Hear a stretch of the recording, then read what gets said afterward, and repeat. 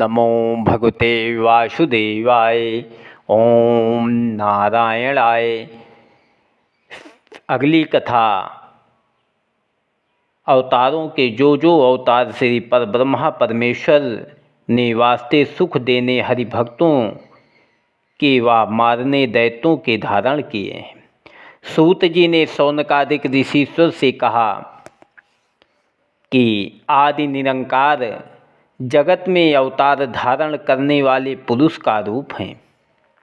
सबसे पहले वही थे और वही मध्य में रहकर महाप्रलय होने उपरांत भी स्थिर रहेंगे।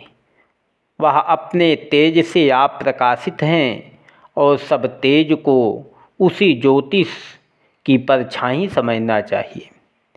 जब महाप्रलय होने उपरांत उसी आदि निरंकार ज्योतिष नारायण जी को संसार रचने की इच्छा होती है, तब वह अपनी माया संयुक्त पुरुष का अवतार लेकर शेष नाग की छाती पर शयन करते हैं। उन्हीं को विराट रूप कहा जाता है, जिनके 1000 सिर, 1000 नाक, 1000 कान, 1000 भुजा और 1000 चरण होते हैं। उन्हीं के नाभि से कमल का फूल निकलता है और उस फूल से ब्रह्मा जी उत्पन्न होकर 14 लोक की रचना करते हैं। उन्हीं को सब अवतार का हेतु समझना चाहिए। उस परब्रह्मा परमेश्वर के अवतारों का हाल इस तरह पर है। पहला अवतार सनक सनंदन सनत कुमार का धारण करके सदा 5 वर्ष की अवस्था ब्रह्मचारी रहे। दूसरा अवतार वाराह जी का लेकर पाताल से पृथ्वी को ले आए। तीसरा अवतार यज्ञ पुरुष का चतुर्भुजी धारण करके सब राजाओं को यज्ञ करने की राह बतला कर कृतार्थ किया। चौथा है हयग्रीव अवतार शरीर आदमी का, फिर घोड़े का धारण करके ब्रह्मा को वेद पढ़ाया। 5वां अवतार नर नारायण का लेकर बदरी केदार के वास्ते राह दिखलाने तपस्या के संसारी जीवों को तप करते हैं। 6वां अवतार कपिल देव मुनि का धरकर सांख्य योग ज्ञान अपनी माता को उपदेश किया।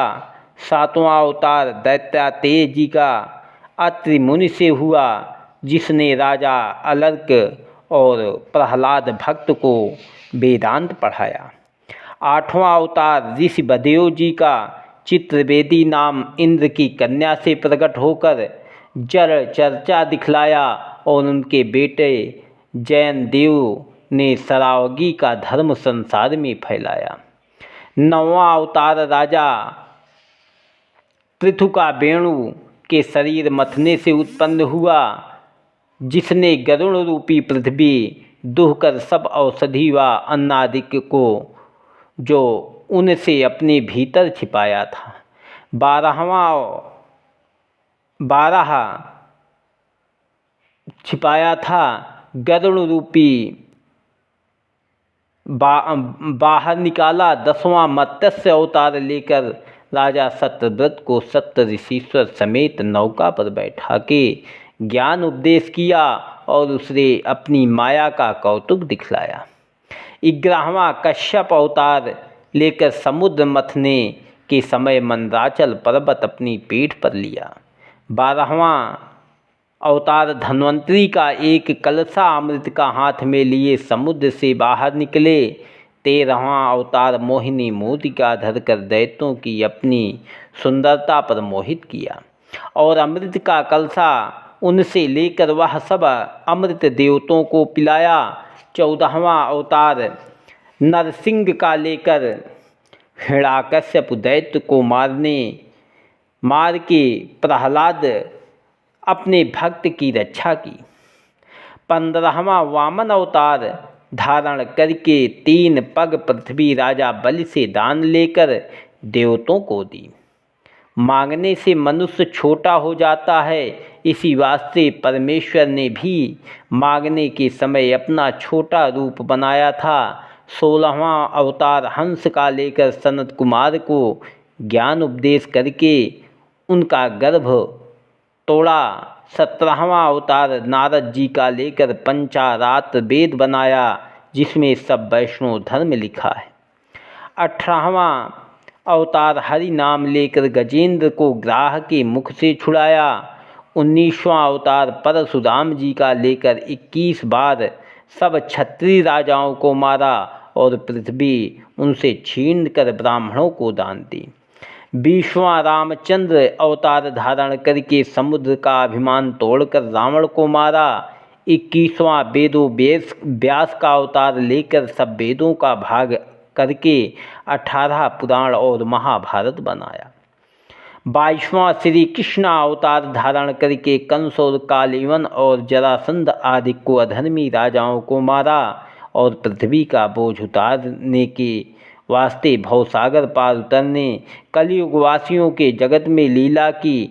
23वां बौद्ध अवतार लेने का यह कारण है कि जब दैत्यों ने शुक्र अपने पुरोहित से पूछा कि देवता सदा इंद्रासन का राज्य करते हैं, कोई ऐसा उपाय बताओ जिसमें हमारा राज्य सर्वदा बना रहे। सुखदेव जी ने कहा, यज्ञ करने से देवता का राज्य रहता है, सो तुम लोग भी यज्ञ करो। जब दैत्यों ने शुक्राचार्य के उपदेश के वास्ते मिलने राज्य देवलोक के यज्ञ करना आरंभ किया, तब देवता घबराकर नारायण जी के पास गए। वह बहुत स्तुति करने के उपरांत हाथ जोड़कर बोले, हे वैकुंठनाथ, दैत्य लोग इसी तरह हमसे बलवान हैं। जब यज्ञ करने से उनकी ओर अधिक बल होगा, तब हम लोगों उनको किसी तरह नहीं जीत सकेंगे। इसलिए जिसमें हमारा भला हो वह उपाय आप कीजिए। यह वचन सुनते ही आदि पुरुष भगवान ने बौद्ध अवतार धरकर श्योड़े का रूप बना लिया। वह मैला कपड़ा पहनने के उपरांत चौड़ी रस्सी को हाथ में लेकर जहाँ दैत्य लोग यज्ञ करते थे वहाँ पर गए। दैत्यों ने उनको देखते ही सम्मान करके पूछा कि तुम्हारे हाथ में कौन वस्तु है। बौद्ध जी ने कहा कि जिस जगह मनुष्य बैठता है वहाँ छोटे जीव उनके नीचे दबकर मर जाते हैं, सो इस चौड़ी रस्सी से जगह झाड़ कर बैठना चाहिए। फिर दैत्यों ने पूछा कि तुम्हारा कपड़ा किस वास्ते मैला है। बौद्ध जी ने कहा कि कपड़ा धोने से भी बहुत जीव मरते हैं।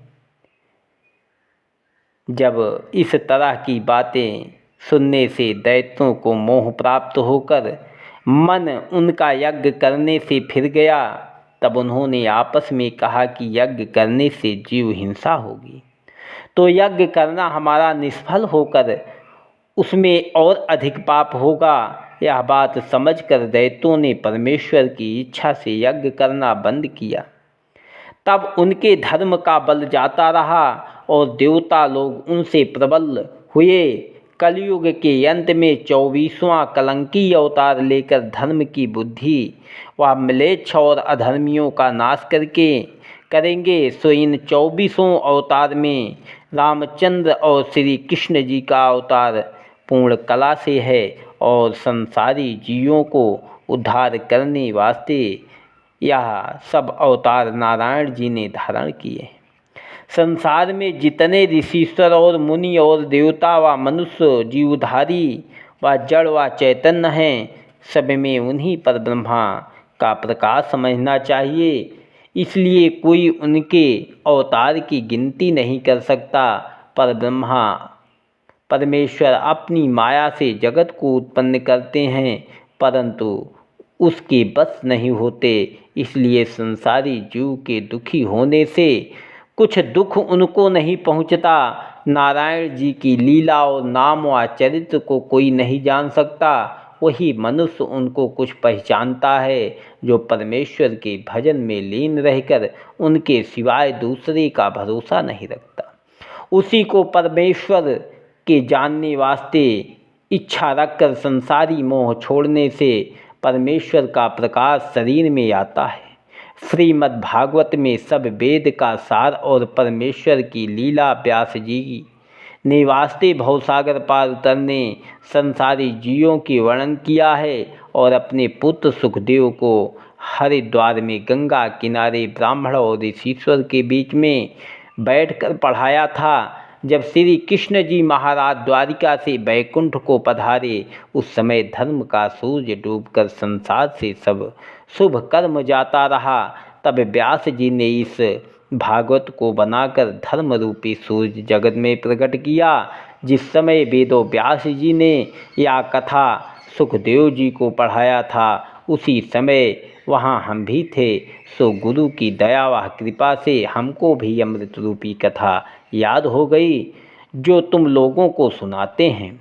व्यास जी का महाभारत और 17 पुराण सब वेदों का तत्व बनाना। ओम नमो भगवते वासुदेवाय। ओम नारायणाय नमः।